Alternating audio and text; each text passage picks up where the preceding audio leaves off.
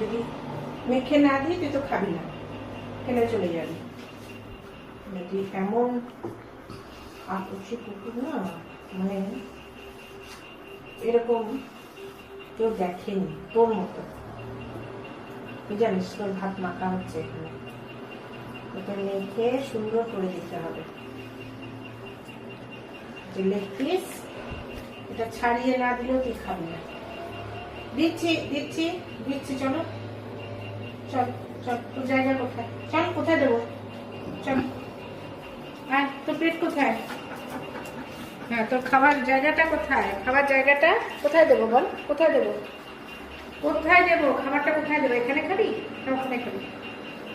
জানি আগে আগে এটা এটা